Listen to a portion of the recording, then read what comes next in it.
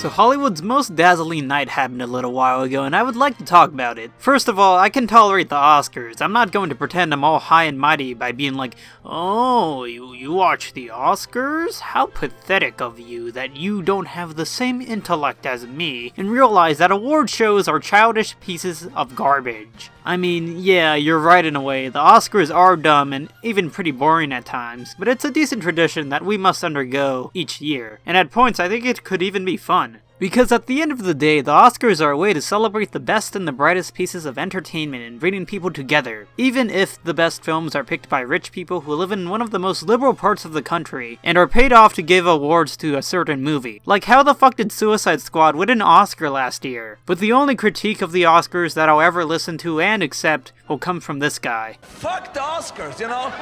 Fuck the Oscars! Fuck you! I'll tell you! The Oscars has been this way for about 90 years, but I want to mention something that has invaded its way into the Oscars, and that has been politics. I mean, politics being discussed at an award show isn't too groundbreaking or anything new. Someone can make a speech that fires up an audience so much that they want that certain individual to run for president one day. It's really ridiculous, but I'm not going to stop someone from using their First Amendment right within the Constitution to speak their minds. Because usually when celebrities do speak their minds, they have no idea how to articulate their argument in any way, and you come to realize that they have no idea what they're talking about, which gives you the perfect opportunity to find each flaw within their so-called argument and squash it. So the way this translates in today's polarizing politics is that everyone turns out to have an opinion on something, which is totally fine. However, what does become obnoxious is when that opinion is regurgitated over and over again with nothing new added upon to their argument. Let me give an example. Meet Cyrus. He doesn't like this certain piece of entertainment. Brandon finds out he doesn't like this piece of entertainment and starts calling Cyrus a triggered snowflake. Cyrus gives reason on why he doesn't like this certain piece, but Brandon gets continuously more upset and continues to call Cyrus a triggered snowflake without trying to debunk any of his arguments. This can happen vice versa. It doesn't really matter who you are, and it'll probably continue because ignorance is a curse that'll follow us all until we die. So anyways, Jimmy Kimmel hosted the Oscars last year, and he made some pretty epic Trump jokes, none of which were really good. Oh, I'm sorry. We're more than 2 hours into the show and Donald Trump hasn't tweeted at us once. It's a shame because there are so many amazing ways to take on the Trump character, but the majority of Trump jokes are obvious ones that just make you roll your eyes. Jimmy Kimmel is probably a fantastic guy, but sometimes I even wonder if he actually likes making these Trump jokes. He probably does this because it brings in fat ratings. In comparison to other evening hosts, Jimmy Fallon's ratings are dropping because he's choosing not to make Trump jokes, and he's sticking to what he thinks is more friendly to audiences, while Colbert and Kimmel's viewership is skyrocketing. Had there been people who've come to you and said, Jimmy, this is working for other people, maybe we should step into the anti-Trump lane and get in on this? It's just not what I do. I think it'd be weird for me to start doing it now. I don't really even, care that much about politics. I want everyone with a television to watch the show, but if they're so turned off by my opinion on healthcare and gun violence, then...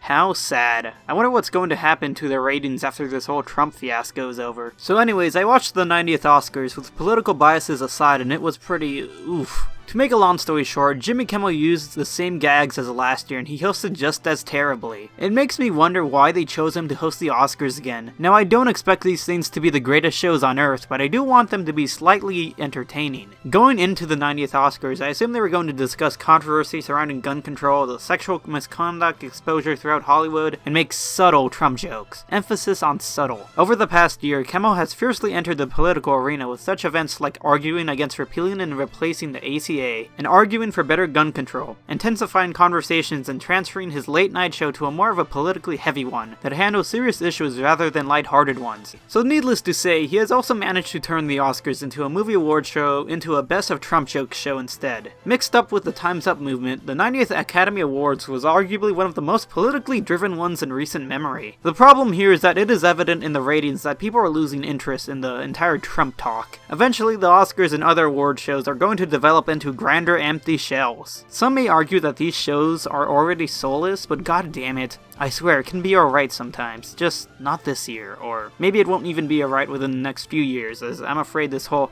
Look how dumb Trump is, isn't going to go away anytime soon. I see people in the comments saying how much they're starting to despise this whole political correctness in their shows, and how it's getting dry and boring, so maybe there's hope that people will get sick of it relatively soon, but who knows. It isn't even a mainly Trump-focused thing at times. There were plenty of unfunny things having to do with Kimmel, like the fucking jet ski. What was with that? Whatever, people enjoy stupid things, and maybe they will come to realize how not entertaining those things are one day. Maybe in the end, it's less about how Jimmy Kimmel ruined the Oscars and more about how Donald Trump's simple existence ruined the Oscars. Because of him, comedy has just gone down the shitter. Okay, never mind. The Oscars suck this year because Boss Baby didn't win Animation Film of the Year. What the fuck?